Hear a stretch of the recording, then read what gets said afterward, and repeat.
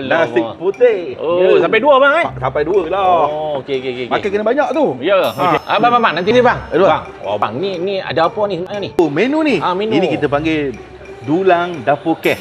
Dalam dulang dapur keh ni kita ada ketam, ada sotong, ada udang, ada kupang. Paling best ni dia ada ikan syakap. Abang memang padu, abang memang. Bang, saya ini sayur. sayur kalau dekat Rauk bang memang kena makan sayur. Orang Rauk semua sihat-sihat sebab apa? Sebab makan sayur. Abang mementingkan jaga kesihatan orang Rauk. Abang memang adalah owner yang hebat semua. Bang, saya sebenarnya saya ada order lagi satu bang, tak sampai-sampai lagi bang. Ada betul. Sekejap saya pergi ambil sekejap bang. Okey. Ini dia bang. Ya ke?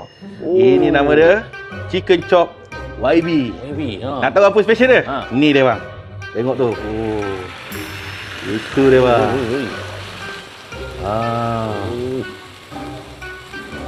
Abang dapat resepi ni semua daripada mana abang?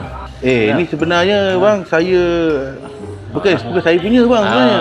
Allah abang buat ni apa semua. Tak apa abang. Saya makan dulu apa semua. Tapi abang memang terbaik lah bang. Ya bang, jemput makan bang. Ya. Memang best lah ni bang. Bang. Ya, bang, saya nak tengok makan ni bang. Banyak yang kacau bang. Saya nak makan orang tak boleh kacau. Okey bang. Jumpa makan bang. Ya, bang. Bos. Ya bang. Oh, saya nak bagi tahu bos. Makan kat sini, kat dapur keh ni memang semuanya padu, memang sedap. Alhamdulillah. So saya nak tahulah berapa ni bang. Harga semua. RM119.50 bang. Oh, murah. Murah bang. Oh, makan sedap, murah apa semua kan. Pandai masak. Terima kasih bang. Tapi tu abang, saya nak bagi tahu kat abang ni. Apa dia? Yang sebenarnya saya bukan bos ni.